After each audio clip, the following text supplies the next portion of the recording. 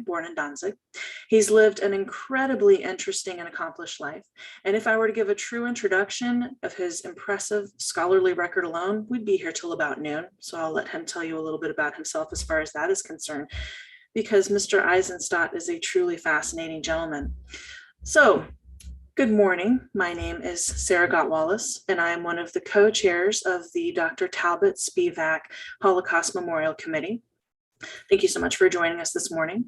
We have the honor and privilege this morning of hearing from Mr. G. Michael Eisenstadt. Mr. Eisenstadt is going to be sharing his Holocaust story with us as a little boy growing up in Danzig. He's lived an incredibly interesting and accomplished life. And if I were to give a true introduction of his impressive scholarly record alone, it would take until about noon. As I say, he's a very fascinating man. Now, as I always tell all of my students, it's vital to hear as many Holocaust survivor stories as possible. And there are several reasons for this. Firstly, I encourage you to listen to as many survivor stories, and we have several during our 2-day panel. I'm sure you'll want to check out our schedule that is linked into that YouTube video right there in the comment section. But listening to these stories, people could be from the same family, they could be from the same village, they could be sent to the same place, and their stories will be vastly different based on all of those different variables. So it's important to hear all of their stories, because just because you've heard one story by no means means that you've heard all of the Holocaust stories that you need. So it's important for that. I also encourage my students to listen to the same survivor a few different multiple times if they possibly can, because one story you might get more detail than another story. You know, just like when you're listening to anybody telling a story, you get more detail as time goes on and you're able to piece the story together. And that's going to be very important for our generations moving into the future, because once these amazing, strong, brave people are no longer with us to tell their tale of the Holocaust, to share their firsthand account with us, it's going to be our job going into the future to continue to keep the memory and the education of the Holocaust alive. Unfortunately, right now, I'm sure if you turn on the news, at least once a week, you hear a story dealing with the rise of anti-Semitism or the rise of Holocaust denial in our community or our country or the world at large. It's going to be our job, folks, going into the future to stand up against Holocaust deniers, to look them square in the eye and say, you are wrong. I met someone, I heard their story, I got to know them, and I will not allow you to continue to spread these lies. The Holocaust happened, end of story. So it's our job to continue to keep Holocaust education and the memory of the Holocaust alive. So these amazing, strong, beautiful people come to us, and they're sharing with us some of the most trying, toughest memories of their entire life. And all that they ask in exchange is that we continue to share their story and to keep the truth going, that we continue to be the beacons of truth. I think that's very little to ask in exchange for us to share the story, for them to tell us about these trying times in their lives. I think we can all do that, right? So without further ado, I'd like to hand it over to our rock star of the hour, Mr. Michael Eisenstadt. Thank you so much, sir. Thank you very much, Sarah. It's a pleasure. I'm very happy to be able to talk to all these people who are watching on YouTube. As Sarah said, my name is G. Michael Eisenstadt. The G stands for a German name, which is Gerd, and I can't use it in the United States because it's totally mispronounced all the time. So I just have it as an initial G. I was born in Danzig, the free city of Danzig at that time, in 1928. Danzig was established through the Treaty of Versailles in 1919. It was before World War I, it was in Germany. During World War I, it remained in Germany. After World War I, it became a free city because the victors of World War I decided that they didn't want to give it to Germany because it was near Poland, and they didn't want to give it to Poland because the German population in Danzig was German speaking and basically cultural German. So I grew up learning German, speaking German, and lived there from 1928 to 1939. But let me tell you what happened in that period. There was anti-Semitism even in 1928, but it was minor. It was simply not important as far as your life was concerned. You were not threatened in any way. It was just anti-Semitism, bad jokes, and unpleasant relations at times. And this went on until 1933, when Hitler was elected in Germany as chancellor. At that point, a lot of things changed, even in Danzig. After 1933, we started seeing the brown shirt uniforms in the streets of Danzig. We started to see signs in the windows of shops and on benches in the park, Jews not allowed, Jews not wanted. However, there was no physical harm at that point. This was still a kind of psychological and economic pressure that was placed on Jews, which was still tolerable, but not pleasant. It took until about 1937 to realize that things were getting really bad. From 1933 to 1937, I was attending first public school in 1934 to 1936, when it was still possible to do that. Then Jews were not allowed in public schools. So I went for a year to a Jewish elementary school. And in 1938, I left that elementary school and went into a gymnasium, which is a kind of equivalent to a high school, and stayed there for a year until 1939, when all schools were simply abolished for Jews. And there were no schools for us at all. Actually, it was 1938, not 1939. So I spent a year from 37 to 38 in the gymnasium. During that period, until 1937, 1938, the Nazi Party infiltrated the government of Danzig, and it became more and more restrictive for Jews in many, many ways. The Nazi uniforms proliferated much more. The Hitler Youth, which meant young boys, and also there was an organization for girls. Hitler Youth was also, there were two organizations, one for boys, one for girls, started to proliferate tremendously, marching through the streets and singing songs that were very racist and very offensive to Jewish people. And in every way, things were getting more and more difficult for everyone who was Jewish in Danzig. We had various, very frequent, I would say, every month or so, visits from the SS in the middle of the night. They would come in 1, 2 o'clock in the morning, knock on the door, ring the bell. My mother would open it. And what they wanted to do was check the books. My father was a master tailor, had his own business. And they wanted to check the books to see if everything was all right. They never found anything that was bad or wrong. So nothing ever happened in that regard. But the fact that they came in and harassed us in the middle of the night was a sign that things were getting worse by the moment, without any doubt. After one of those visits,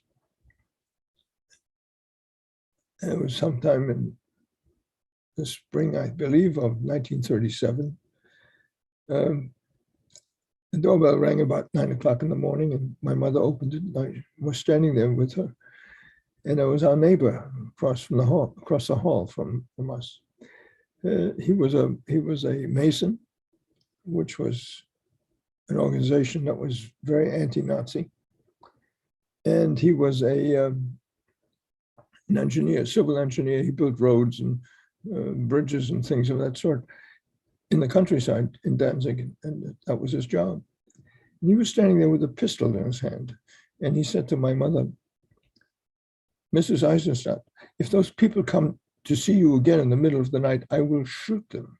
My mother was frightened to hear this, because speaking this out loud in the middle of an outside hall where everybody could hear if they were listening, it would be very dangerous.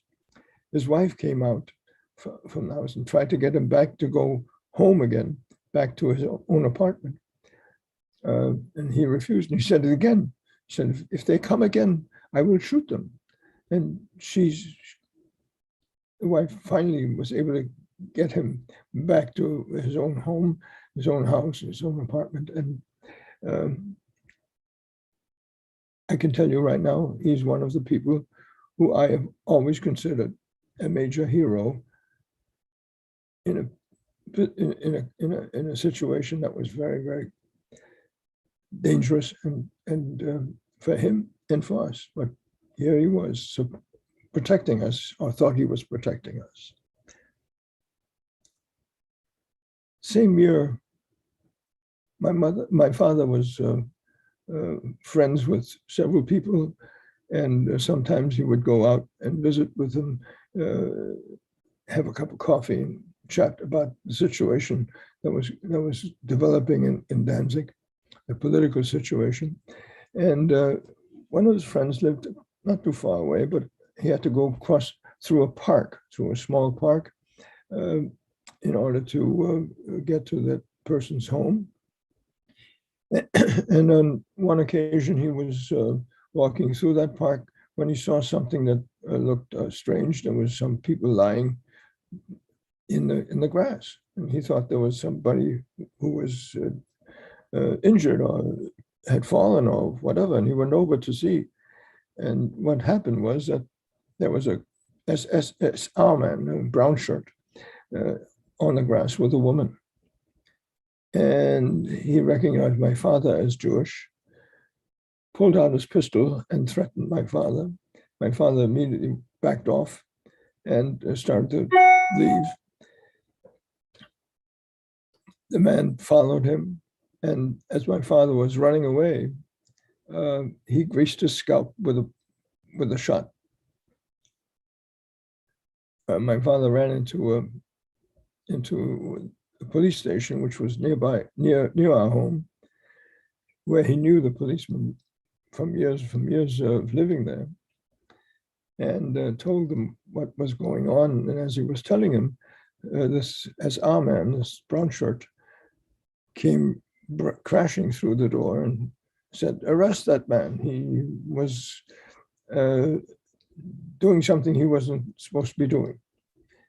And the policeman who was sitting there taking down the notes that my father was giving him said, "And who are you, and what did you do?" And the man said, "He annoyed me. He was doing something that he shouldn't be doing." And the policeman said, "Did you fire your pistol?" And the man said, "Of course I did. He was doing something he wasn't supposed to be doing." And the policeman said, "Do you realize that firing your pistol inside an urban area is forbidden? It's against the law." And the man said, "It's not against the law for me." He said, "Oh, yes, it is. And unless you leave right now, I will have to register this incident as a firing in urban area and you may be in trouble. The man stopped, looked quizzically, apparently according to my father, and turned around and walked out. Here's another hero, the policeman. He was a hero. He recognized that what was going on was just simply not right and shouldn't go on. And he was a hero to, as far as I'm concerned, a major hero.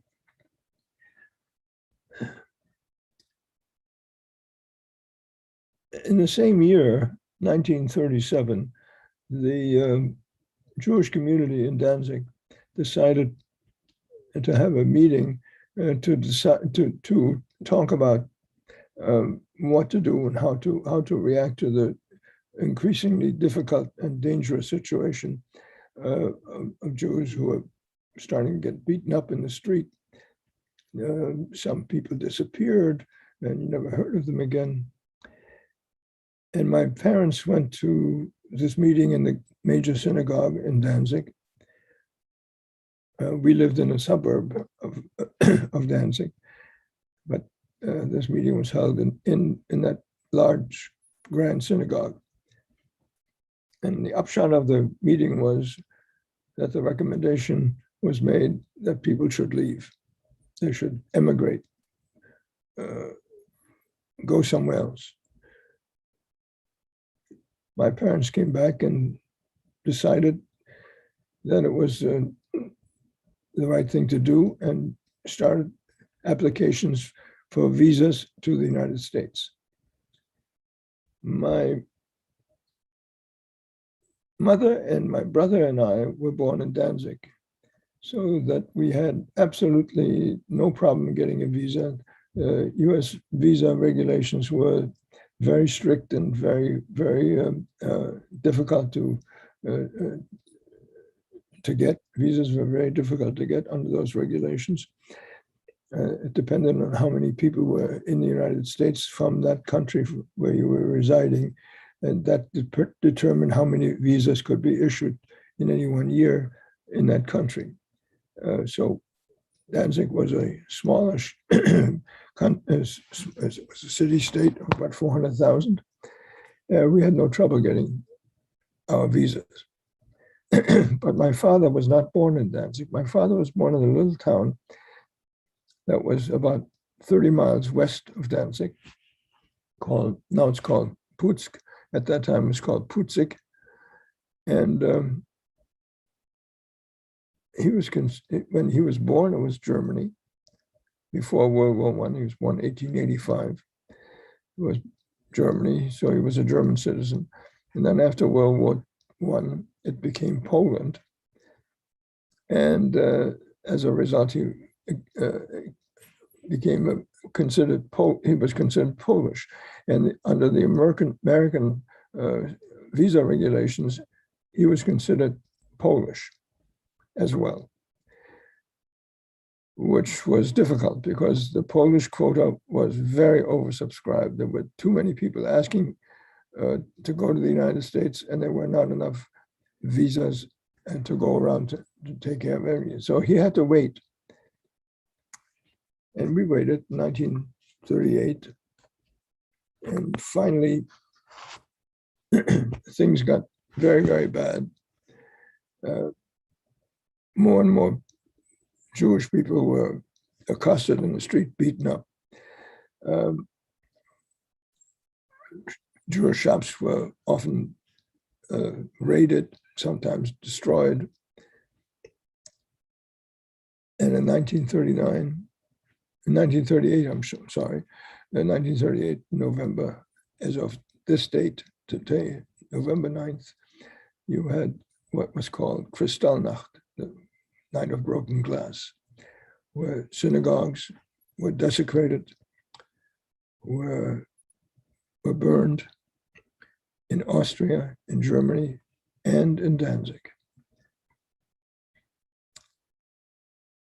At that point, my father said to my mother that you have to take the children to the United States. You have visas, you should go. I will wait for my visa here. She refused. She refused because she did not want to leave my father behind. And this discussion went on for several months until the spring of 1939, when my mother finally decided to do what my father asked, because he had said that if you don't go to the United States with the children, with my brother and me, then I'm going to put them on the children's transport to go to England, and we will never see them again. The chances of ever meeting up with them again is close to zero. And that convinced my mother that she should do as my father asked and go with us to the United States.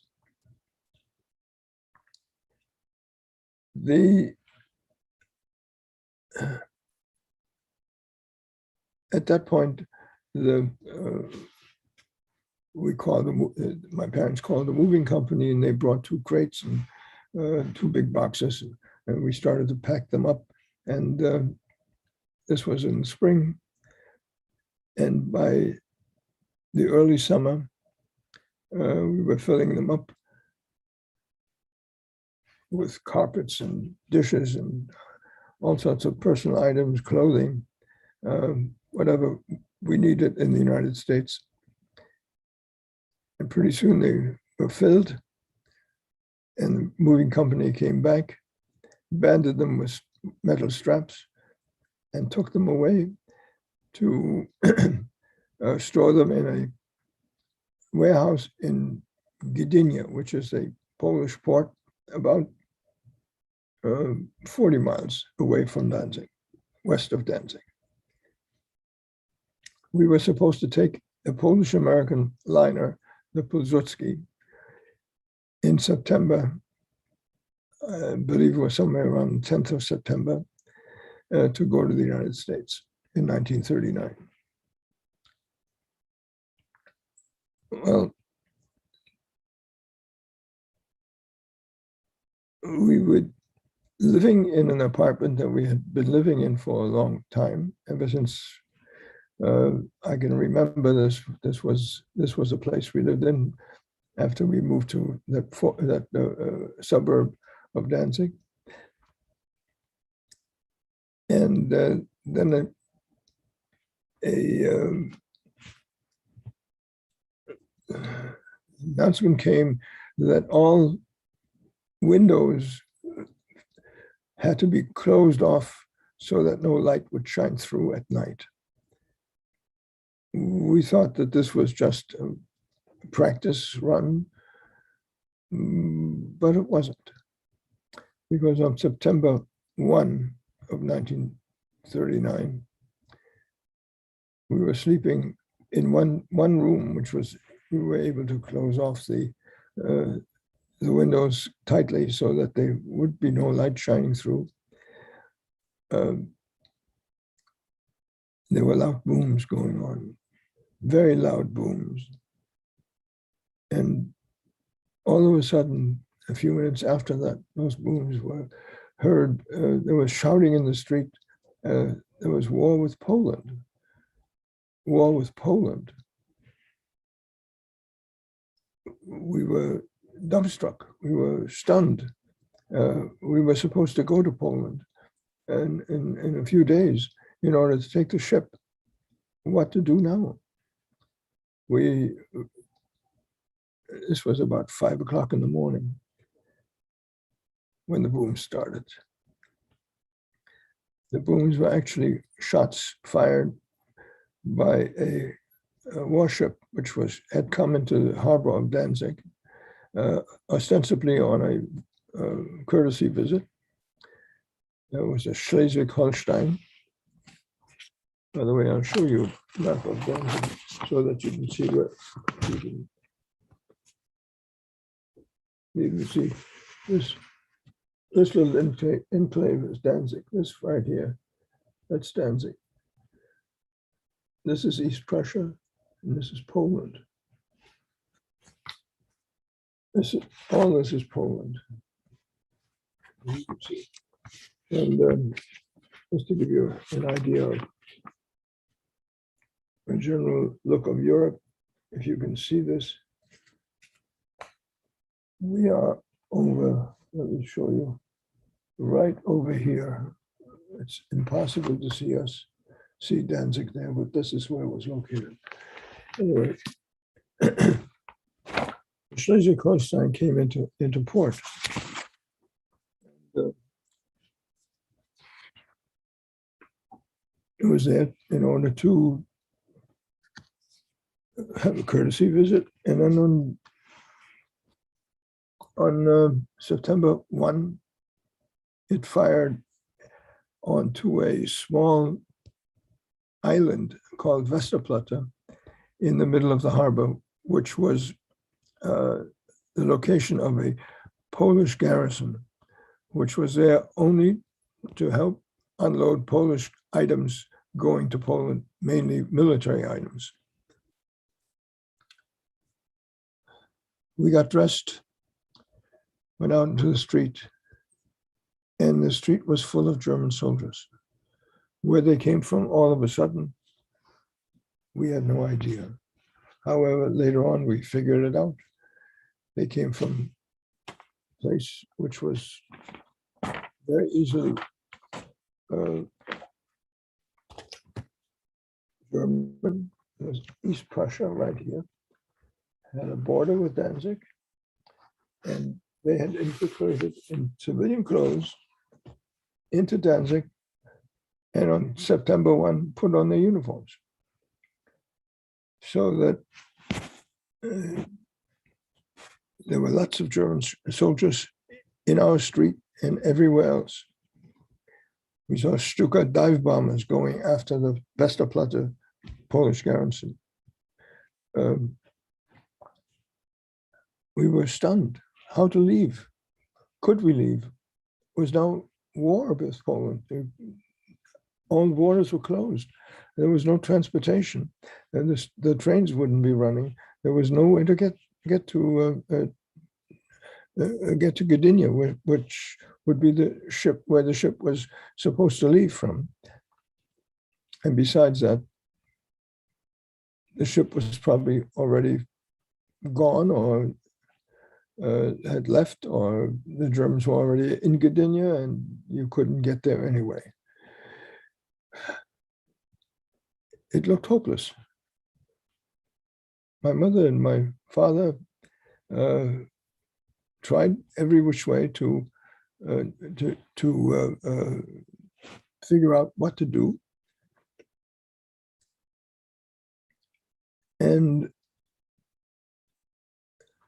what happened was that somehow they were able to find a passage on a Holland-American line going out of Rotterdam in October. That meant we'd have to stay in Danzig until that time, which was about another six to 7 weeks. And simply try and leave at that point in order to get onto the ship. In the meantime, of course, we stayed. And my mother, at one point, one day, told us to go, my brother and me, to go and buy something in a store that was needed in the house. And my brother and I went to the store, which was on the main street, which was immediately renamed from the main street as Adolf Hitler Straße, Adolf Hitler Street. And as we were coming back from the store, all of a sudden, there were lots of people watching a parade coming through the street. There was a parade of military coming out of Poland.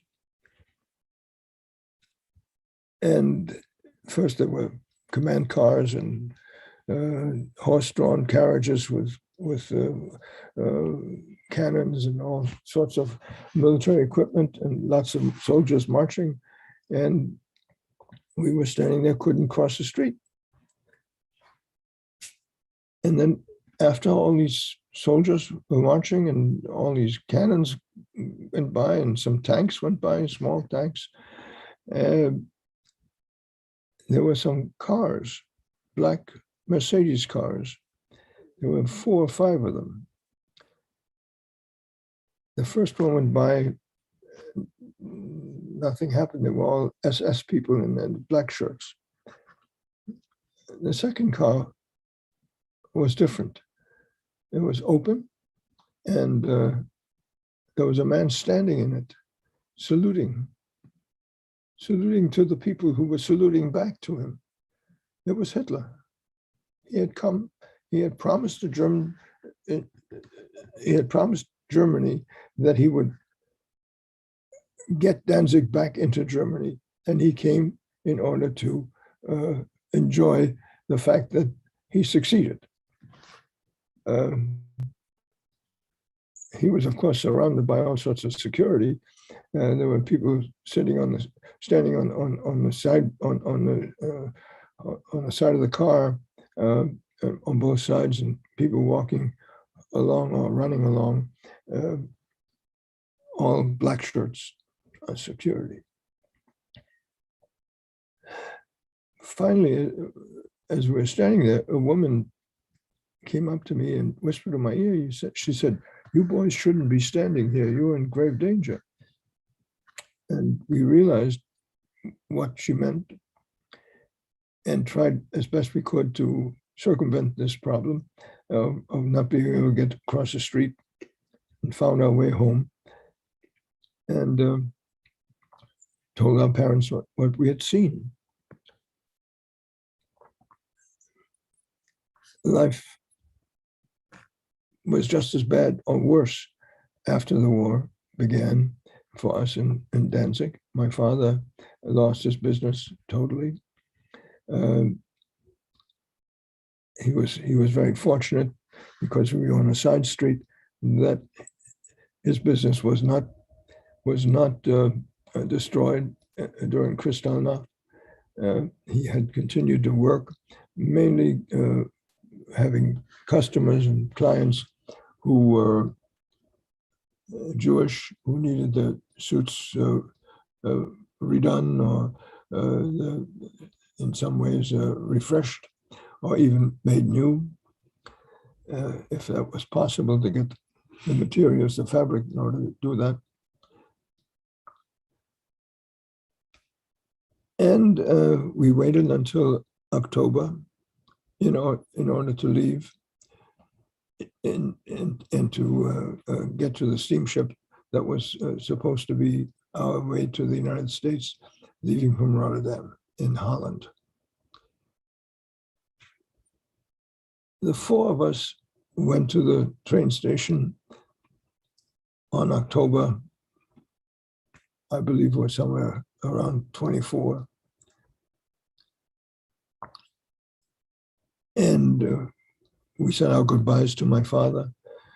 We hugged and kissed and wept and said all sorts of things that people do when things happen like this. It was a problem that we realized could be very fatal. And finally, it was time to get onto the train.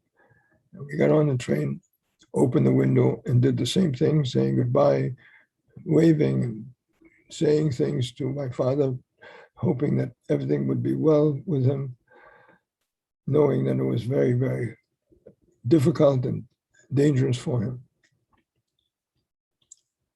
Then the train started to move, and it moved slowly at first, and my father walked with the train all the way to the end of the platform. And the last view, the last time I saw my father, he was standing at the end of the platform, waving a white handkerchief, saying goodbye again. And as the train turned around a bend, he disappeared. I never saw my father again because he was then, about 6 months later, sent to the Warsaw Ghetto. He was transported there, where he perished. How he perished is not known. I don't know what his problem, whether he was shot, whether he had typhus, or whether he was sick with other diseases, which was very likely. But we never saw him again. And just as a side issue, when I was stationed in the Foreign Service at the embassy in Warsaw in the late 1960s, I tried to find his grave, and I couldn't. There was a Jewish cemetery where lots of people were buried from the ghetto, but I could not find his gravestone. Well, to get back to the train travel, as we turned that bend and wanted to sit down again, we were surprised to see that there were 2 German soldiers in our compartment. One of the soldiers, as we turned around, said, "I hope you don't mind that we sit here, because we've been standing for a long time, just want to rest for a while." My mother, of course, had no objection. She couldn't object. She was afraid to say anything at all. She said, no, it's perfectly fine. There were 4 people, and we were actually 5 people. My aunt was traveling with us. So that the 2 soldiers were taking up one of the seats that we needed. So my brother and I, we were still small, sat in one seat. And as time went on, we were going through Danzig, and then came into what was called the Polish corridor, which was a narrow area that allowed Poland to have access to the Baltic Sea. And there was total devastation. There were burnt out wagons and burnt out trucks, houses that were destroyed, there were corpses in the street still, people lying dead. There were horses everywhere that were lying there dead.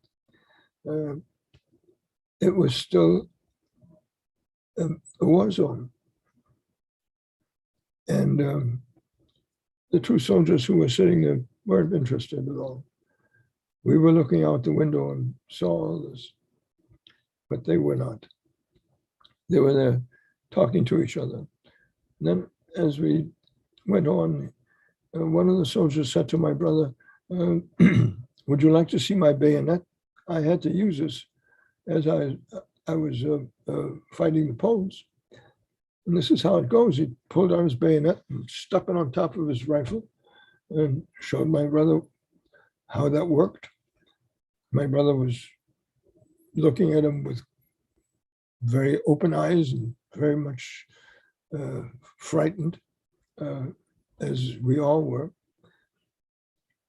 And then the other soldier said to me, "Would you like to see my gas mask?" And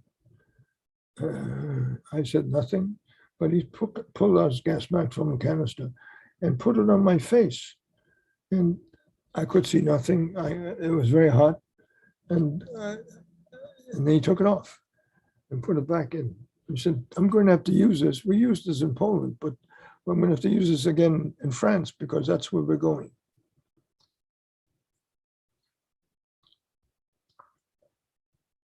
Well, we didn't say much to each other during that time, except very simple things like, "Are you hungry?" or "Would you like to eat something?"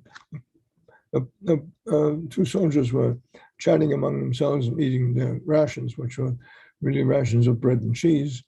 And they offered us a piece of cheese here and a piece of cheese there, which we didn't really want, but we took to be courteous and not to make them unhappy. They weren't interested in us at all. They were totally interested only in what they were doing and why they were going anywhere. As we left the Polish corridor, where there was destruction everywhere, and went into Germany proper, the scenery changed. Everything was very clean, very pretty. No fighting had taken place there. Everything was in good order. And the train went on for about 2 hours more, or an hour and a half, whatever it was. And we went into the suburbs of Berlin and then into Berlin itself, where we had planned to stay with some distant cousins for a day. The train was elevated in Berlin, and we could see in the streets below there were uniforms of all kinds. I mean, there was the Nazi Party uniform, which was the brown shirts and the black shirts. There were soldiers, there were police people of all sorts. There were Hitler Youth, all kinds of uniforms.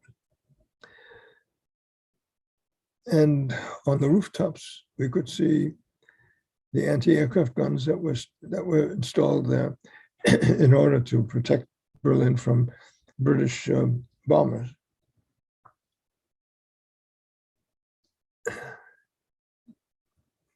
When we got to Berlin and went to our distant cousins, who had agreed to keep us with them for a day or two, we talked to them, and he had been an official with the German health insurance company and had been fired because he was Jewish. My mother talked to him and asked him what he was planning to do. He said, now that Hitler has Poland, I think he's going to be okay. He's not going to want anything else. He's got his extra territory, and he has his living space or Lebensraum. So I think he'll be satisfied, and things will get better. My mother said, "No, I don't think things will get better. I think things will get worse. Aren't you afraid that you might be sent to one of those camps that they're building?" And he said, "What camps?" "No camps here." Well, my mother said, "There's a camp that was built immediately after was there before, but was used now as a concentration camp called Stutthof outside of Danzig. And I'm sure you have Dachau, which is also a concentration camp, which is in Bavaria. And there must be others as well." He said, "Oh, I don't believe it's going to be a problem." He says, "Everything is going to be all right." My mother said, "I don't think you're right. I think you ought to emigrate and leave Germany." He said, "No, I'm not going to do that. It's going to be okay." So after a day or so, we left, went back to the train station, said our goodbyes to them, hoped them well, hoped that they would not have any more difficulties, and got onto the train to go to the Dutch border. Our distant cousin wasn't so lucky. They were all sent to concentration camps. Most of them were able to survive, but had a very difficult time.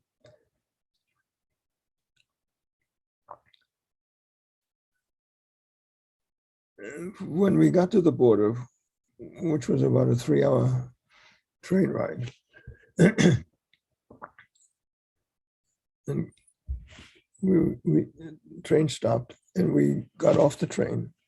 First, we were looked at by the customs police came on board and looked at our passports and saw that we were Jewish and told us to get off the train and go into that little house that was there.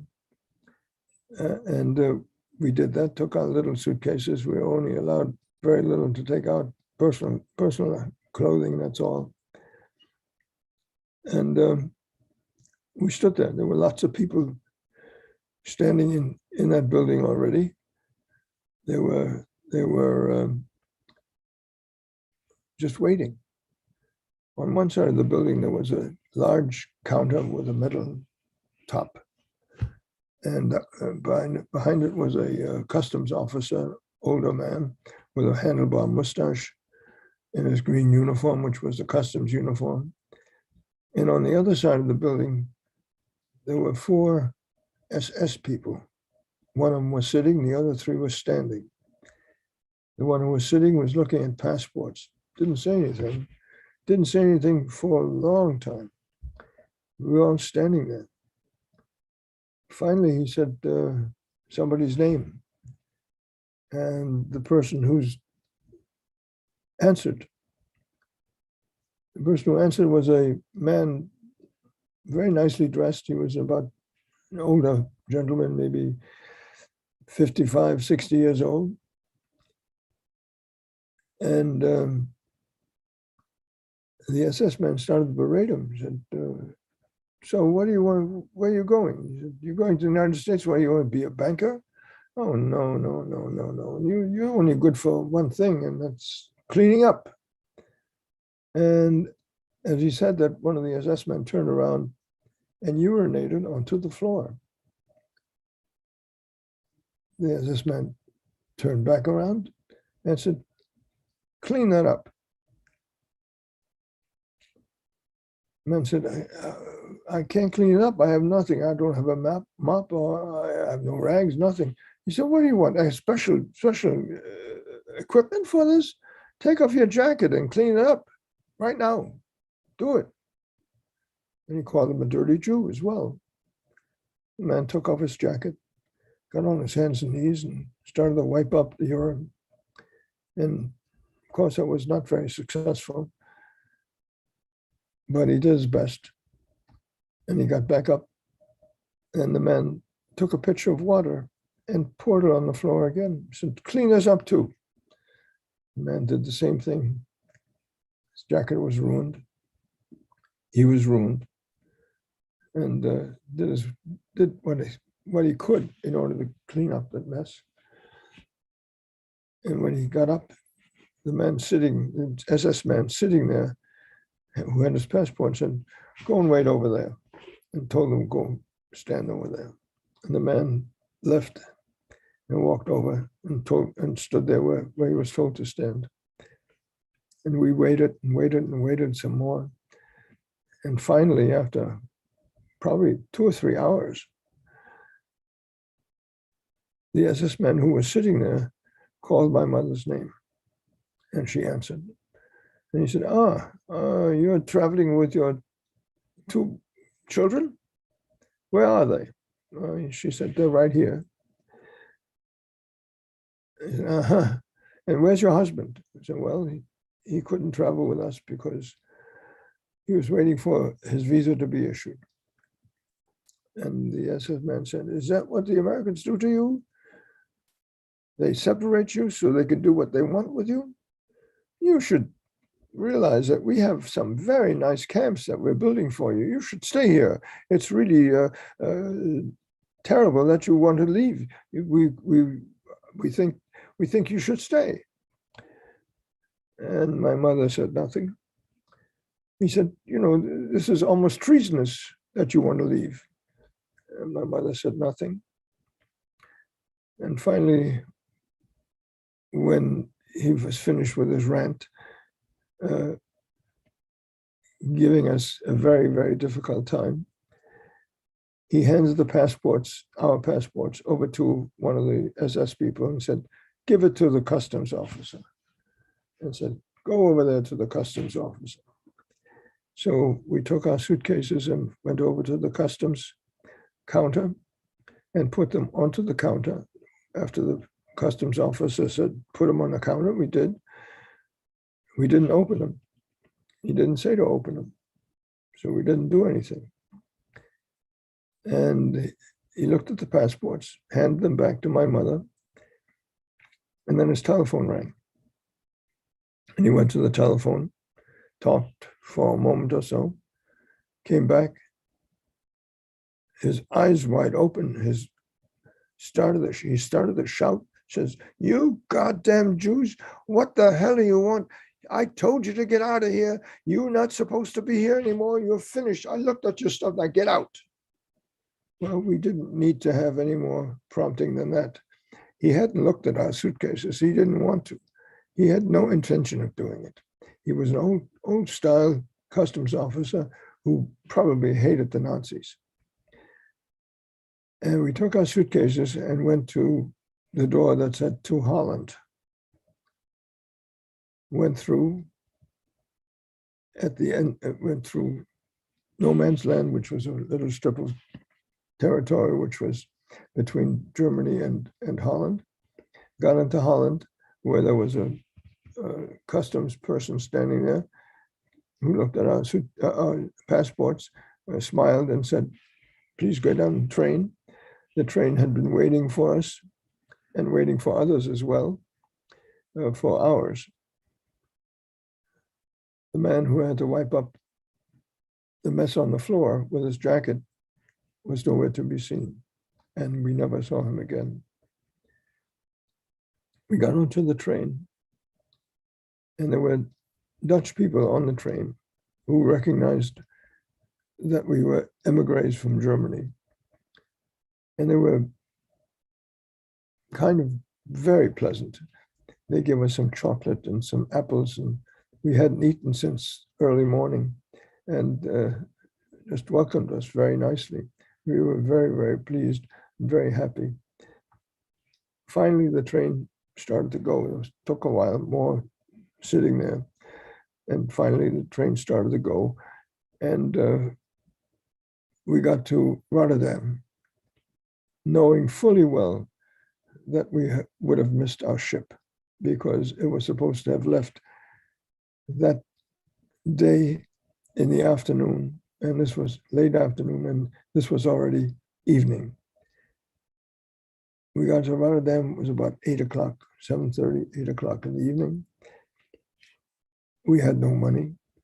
We had $2.50 per person, which we were allowed to take out of Danzig and out of Germany. That meant we had $7.50 among the three of us, which wasn't going to get us very far.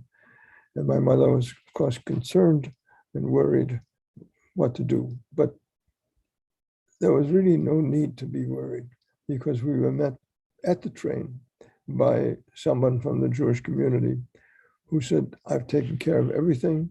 We have a hotel room for you. Don't have to pay. We took care of the payment. And there's a family waiting for you to have dinner. It was something unusual for us.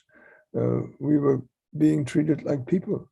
We were not being treated like someone who was not worthy. We were treated as human beings. Well, we went to our hotel, dropped our bags, went to dinner at this wonderful family who probably had problems of their own much later on, not too much later on, when the Germans invaded Holland. And had a marvelous dinner, which we really enjoyed and welcomed and felt very grateful about. Then we went back to our hotel, and we all had our own rooms. My brother had his room, I had my room, my mother had a room. and it was wonderful. I had a bed that was looking, it was next to the window, was looking out, and I could see in the storefront across the street from the hotel, bicycles. I was just fascinated. We hadn't seen anything like this for years in Danzig or anywhere else. Everything was designed not to be available for Jews. So it was a wonderful thing to look out and see all these things that are available in Holland at that time. And the next morning, my mother woke me up, and we had to go with her to the Holland American Line office in order to determine what to do next. There were a lot of people who had exactly the same problem. And it took a while before my mother was able to talk to anyone at the in that office. But finally she did. And we had third class accommodations, but they were given away. Those accommodations were given away when we didn't show up. So they were no longer available, but there were second class of accommodations available, which they gave to us instead at no cost. And so we were able to get those second class accommodations, and we're told that we could catch the Holland American liner, the Veendam, which was the name of the ship, in Antwerp, in Belgium, because that was his next stop, and it would be there that evening. And we would have to take the train and go directly to the pier and enter into the ship, which is exactly what happened. We went to the train station. The customs police came and sealed the cars, couldn't get out until we got to Holland, because we had no visas until we got to Antwerp. And at Antwerp, the car that was designed for the ship was shuttled right to the dock, and we walked from the train car, to the ship, and went into the ship, and were able to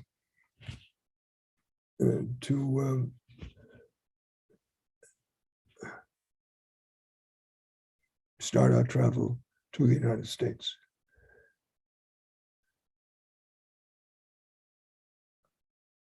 When the ship left, it went across the channel, which was usually very rough. It was rough even then. Went to Southampton, where there was a short stop. The ship itself was very well identified as a neutral Dutch ship, with lighting on the sides of the ship, where there was a Dutch flag and Holland America line very clearly written on.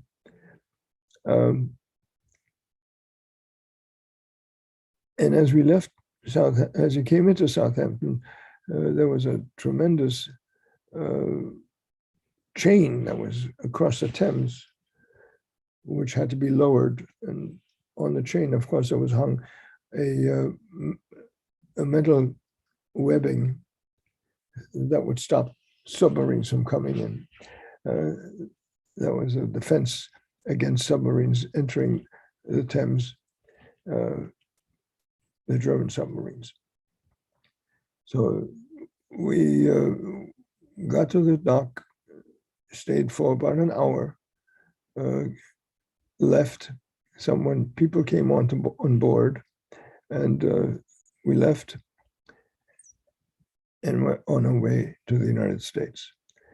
I think I'll stop here. It's now 10 o'clock. And if there are any questions, I'll be glad to answer them. Thank you so much, Michael. This is a fascinating story. You've got so many elements that we don't hear from a lot of survivor stories, and you've got them all jam-packed into one story. This was my first time hearing you speak. And, for years, I've been working with students and working with survivors. And the one question that especially middle school students always ask survivors in the museum or wherever in school, wherever I was, they would always ask, did you ever see Hitler? And you actually got to see Hitler. I finally found somebody who can say, yes, I saw Hitler. Like, wow. I mean, what an amazing story you've got. I was literally sitting at the edge of my seat here. I was afraid I was going to fall off my chair and make a noise at one point. And what an amazing story. Thank you so much for sharing with us. Folks, if you have any respectful questions or comments that you would like to ask Mr. Eisenstadt, please put those into the comment box in YouTube here. Just make sure that you're logged in. So if you're trying to type and nothing's happening, you've got to log into YouTube for that to happen.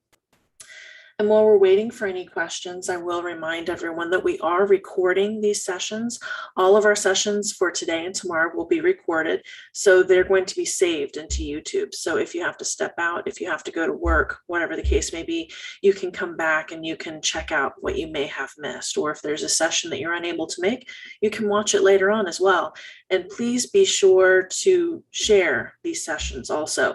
Share them with family and friends. If you have youngsters in the family, share those as well. It's so very important that we keep these stories going for the younger generations so that we continue Holocaust memorial memory and education likewise. Not seeing any questions just yet.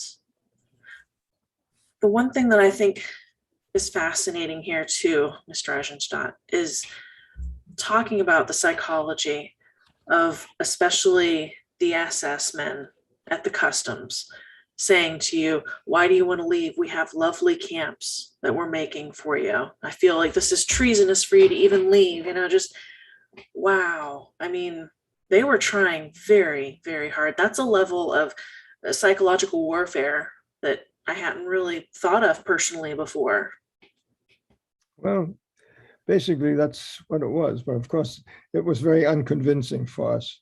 We knew what it was all about. And we recognized, I didn't mention it, but we knew that an uncle of mine in Danzig, who was a banker, was hanged in Stutthof, which was a concentration camp established by the Nazis right after the war, right after September 1. So we recognized what they were talking about. Yes. It's amazing that your mother was, trying to warn your distant cousins and that they didn't see the writing on the wall whatsoever. Do you think that was kind of the difference of being in an area surrounded by Poland versus being in Germany, and maybe different messages, different, you're seeing completely different things as well surrounded by you? Yeah, I don't know. The interesting thing is that many Jews in Germany felt themselves to be very German. And they did not ever feel that they were anything else but German. Just because they were Jewish doesn't mean they weren't German. And feeling that, they felt, it'll be okay after he gets what he wants. After Hitler gets what he wants, it'll be okay. I know that's what Britain thought too. Well, just give him what he wants and he'll stop. Yeah, well, that's not going to be the case. Everybody thought that, right down to Paul von Hindenburg saying, well, I'll elect you as my chancellor. I'll let you be my chancellor if I can control you and you can do this for me. Yeah. So foolish, so foolish. So Richard Stein would like to ask, was your aunt with you after the train? Then you would have had $10. Well, she was. She traveled with us to the United States, and we had actually $10. And as a matter of fact, we had more than that, because when we got onto the ship, the purser called my mother's name, and asked her to come to the purser's office. And she thought maybe there was something wrong with the ticket or the accommodation or whatever. Sure. Actually, no, he gave her a letter And in the letter was a $20 bill. No idea where it came from, no identification. It was just a $20 bill. Couldn't have been my father. He wouldn't be able to send the $20. That could have been the Jewish community in Holland that did it. But there was no indication of who provided that $20. So in fact, we had $30. Another one of those amazing heroes, like you've mentioned, Yeah, one of those upstanders. Yeah. yeah. I know what I was going to ask. Did you guys ever get any of the crates that you had packed in September of 39? No, that's what I thought. Yeah. It disappeared. I'm sure the moving company probably took it right to the SS. No, I think they No? actually took it to the warehouse in Poland. They didn't take it to the SS. I think they were there. But once the Germans got there, it was impossible to get them. Right, right. Wow. Amazing, amazing story. Richard Stein says, thank you. Ashraf Reddy says, hello. Thank you for sharing your story. Very interesting, very brave. Thank you. Well, I'm going to put my email address here as well. If anybody thinks of any comments or questions that you would like us to relay to our Holocaust survivors, please feel free to email me. And that goes not just for Mr. Eisenstadt, but for any of the survivors as well. So let me just type that in here.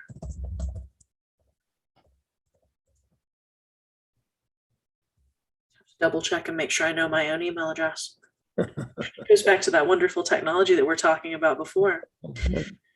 Well, this has been very, very interesting, very, very successful. I thank you so much, as always, for sharing your story with us. You're always right there when we ask. So I'm sure we'll be seeing you again in the spring, hopefully. Share your story with us again. And on that note, I welcome anyone. If you think of any last minute questions, email me there. Just put my email into the chat box and I will get those over to Michael and we'll get an answer back for you. Okay. Thank you so much for spending the morning with us and we'll see you next time. Glad you invited me. Thank you very much. Thank you. And if you're staying on the line at 11 o'clock, we have a story from Miss Judith Price. She'll be sharing her story of survival as well. Thank you, everyone. Have a great morning. Have a great day. Bye-bye. Bye.